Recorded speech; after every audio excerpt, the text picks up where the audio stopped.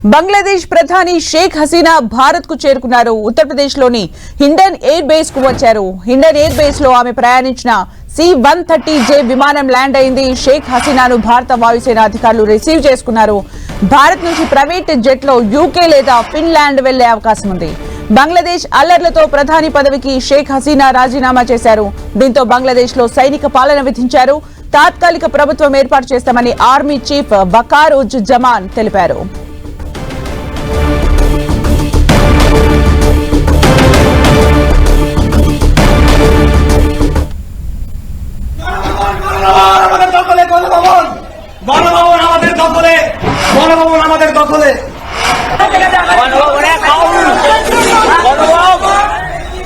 బంగ్లాదేశ్ ప్రధాని షేక్ హసీనా భారత్ కు చేరుకున్నారు. ఉత్తరప్రదేశ్ లోని హిండన్ ఎయిర్ బేస్ కు వచ్చారు.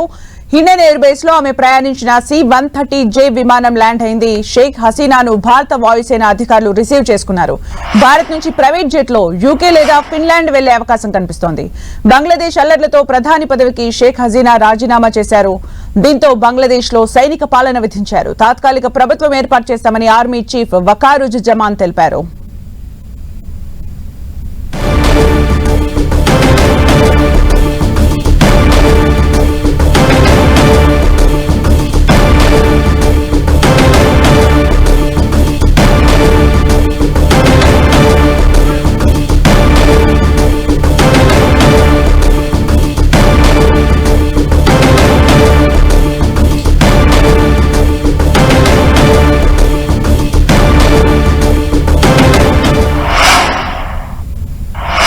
మరిన్ని అప్డేట్స్ మా ప్రతినిధి గోపి అందిస్తారు. గోపి, అంటే బంగ్లాదేశ్ లో చోటు చేసుకుంటున్న పరిణామాలపైన భారత్ అబ్జర్వేషన్స్ ఏంటి? బంగ్లాదేశ్ పరిణామాలని భారత ప్రభుత్వం నిశ్చితంగా పరిశీలిస్తోంది. ఇప్పటికే బంగ్లా అండ్ భారత్ సరిహద్దుల్లో భద్రతను కట్టుదిట్టం చేశారు. బార్డర్ సెక్యూరిటీ ఫోర్స్ ని అలర్ట్ చేయడం జరిగింది. సుమారు 5,000 కిలోమీటర్ల సరిహద్దును బంగ్లాదేశ్ తో భారత్ కలిగి ఉంది.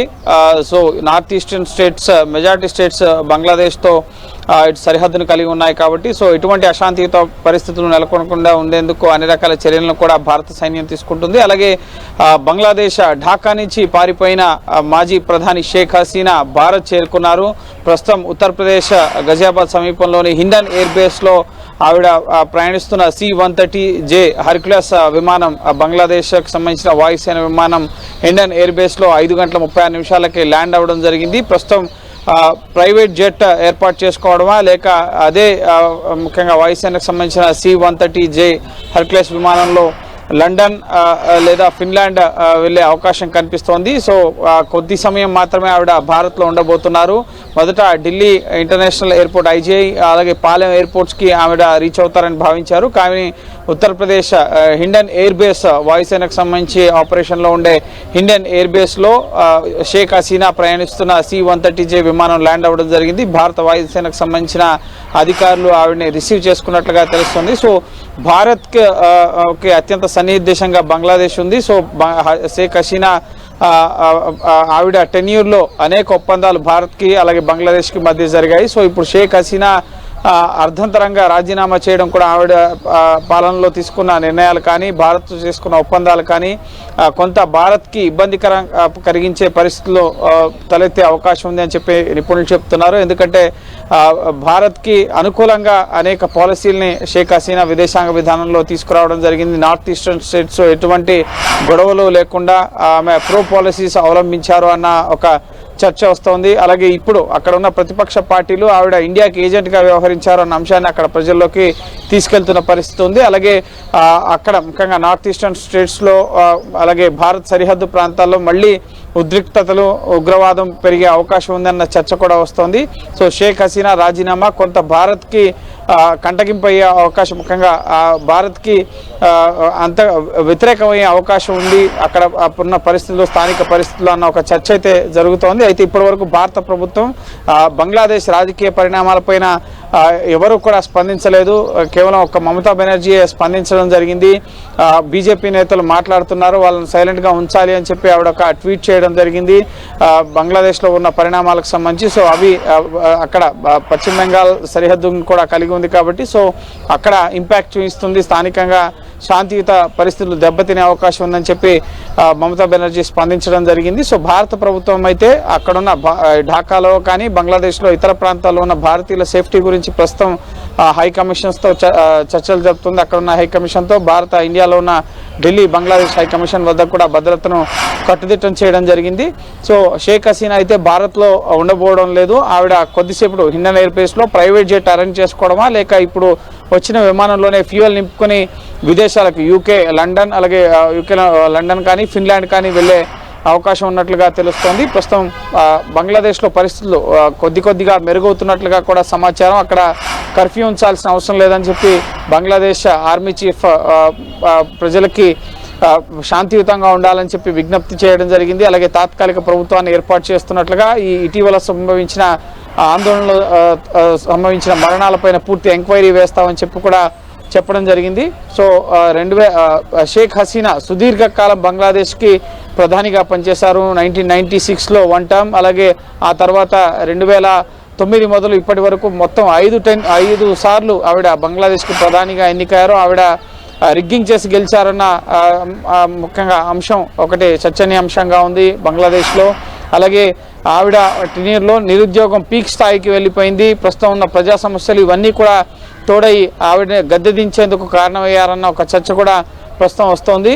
సో కేవలం రిజర్వేషన్ల అంశం 1971లో బంగ్లాదేశ్ పాకిస్తాన్ మధ్య వార్లో పాల్గొన్న వారి కుటుంబాలకి ప్రభుత్వ ఉద్యోగాల్లో రిజర్వేషన్ల అంశమే కాకుండా అనేక ప్రభుత్వ ప్రజా వ్యతిరేక విధానాలు షేక్ హసీనా గద్దె దిగడానికి కారణమయ్యాయి అన్న చర్చ వస్తోంది. ప్రస్తుతం ఇటు బంగ్లాదేశ్కి సంబంధించిన అధికారిక భవనం ప్రధాని అధికారిక నివాసంలో అక్కడున్న ఆందోళనకారులంతా కూడా ఇటు ఆవిడ అధికారిక నివాసాన్ని ధ్వంసం చేసిన పరిస్థితి, ఇష్టానుసారంగా వ్యవహరించిన పరిస్థితి, ఆవిడ నివాసంలోకి వెళ్ళి కిచెన్లోకి వెళ్ళి ఆహారాన్ని తినడం, అలాగే బెడ్రూమ్స్లోకి వెళ్ళి పడకలపై పడుకోవడం, ఆవిడకు సంబంధించిన వస్త్రాలు అలాగే వస్తువులు వీటన్నిటినీ కూడా లూటీ చేసిన పరిస్థితి బంగ్లాదేశ్లో నెలకొంది. అయితే ఆవిడ ఢాకాలోని అధికారిక నివాసం నుంచి వెళ్ళిపోయాక ఆందోళనకారులంతా కూడా ఆవిడ నివాసానికి వచ్చి ఈ లూటీకి పాల్పడిన పరిస్థితి, అక్కడున్న అన్నింటినీ కూడా తీసుకెళ్లిపోయిన పరిస్థితి. ఆ సమయంలో ఆర్మీ ఉన్నప్పటికీ కూడా ఏమీ చేయలేకపోయిన పరిస్థితి. ఆ తర్వాత ఆర్మీ చీఫ్ అక్కడున్న రాజకీయ పార్టీలు ప్రతిపక్ష పార్టీలతో చర్చించిన తర్వాత ప్రస్తుతం ఆర్మీ నేతృత్వంలో తాత్కాలిక ప్రభుత్వం ఏర్పడుతుంది. ఆ తర్వాత ఎన్నికల ద్వారా ప్రజాస్వామ్యత ప్రభుత్వం ఏర్పడుతుందని చెప్పి ఆర్మీ చీఫ్ ప్రకటించడం జరిగింది. సో ఈ మధ్యాహ్నం ఆర్మీ చీఫ్ మీడియా సమావేశం తర్వాత కర్ఫ్యూని సడలించడం జరిగింది. అలాగే ఇటు ఇంటర్నెట్ సేవల్ని పునరుద్ధరించడం జరిగింది. సోషల్ మీడియా అకౌంట్స్ని యాక్టివ్ చేసిన తర్వాతే అక్కడ అసలు ఏం జరుగుతుంది అన్న విషయాలు వెలుగులోకి రావడం జరిగింది. ఆర్మీ రంగంలోకి దిగిన తర్వాతనే సైనిక పాలన అక్కడ అమల్లోకి వచ్చిన తర్వాత ఇంటర్నెట్ రీస్టోర్ అవ్వడం కానీ, షేక్ హసీనా బయటకు వెళ్ళిపోయినట్లుగా, అలాగే అక్కడ ప్రధాని నివాసంలో ఆందోళనకారులు చేసిన విధ్వంసం, ఈ ఘటనకు సంబంధించిన వీడియోలన్నీ కూడా వెలుగులోకి వచ్చిన పరిస్థితి ఉంది. సో ప్రస్తుతం పరిస్థితి కొంత సద్దుమణిగే అవకాశం కనిపిస్తుంది. షేక్ హసీనా రాజీనామా చేశారు. అది ఒక ప్రధాన డిమాండ్, విద్యార్థులు ఆందోళనకారుల ప్రధాన డిమాండ్ షేక్ హసీనా రాజీనామా చేయాలని. అలాగే ఆవిడ దేశం విడిచి వెళ్ళిపోయారు కాబట్టి సో ఇప్పుడు బంగ్లాదేశ్లో శాంతియుత పరిస్థితులు నెలకొంటాయి. గతంలో కూడా 1996 టెన్యూర్లో ఆ తర్వాత షేక్ హసీనా పాలన తర్వాత కూడా ఆర్మీ కన్సర్న్లో షేక్ హసీనా రెండోసారి 2009లో షేక్ హసీనా ప్రధాని అయ్యే మునుపు కూడా ఆర్మీకి సంబంధించిన పాలన, సైనిక పాలన అక్కడ బంగ్లాదేశ్లో కొనసాగిన పరిస్థితి ఉంది. ఇది బంగ్లాదేశ్కి సైనిక పాలన కొత్తమీ కాదు. సో ఇప్పుడు మళ్ళీ సైనిక పాలన తర్వాత మళ్ళీ ప్రజాస్వామ్యయుతంగా ఎలక్షన్స్ జరిగిన తర్వాత మళ్ళీ అక్కడ ఎన్నికలు జరిగిన తర్వాత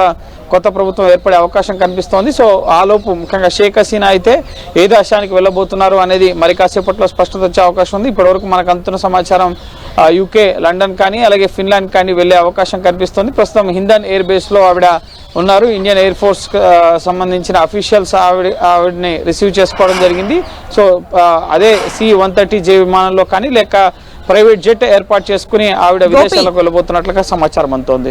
అంటే సైనిక పాలన స్టార్ట్ అయినాక బంగ్లాదేశ్ లో అలాగే అంటే ఇండియాకి బంగ్లాదేశ్ మధ్య ఉన్న రిలేషన్ పైన ఏమైనా ఎఫెక్ట్ పడే ఛాన్స్ ఉందా? అలాగే 5,000 కిలోమీటర్ల బార్డర్ పంచుకుంటున్న సందర్భంలో బార్డర్ లో ఎలాంటి పరిస్థితులు ఉండబోతున్నాయి? ఇండియా ప్రిపేర్ గా ఉందని అనుకోవచ్చా?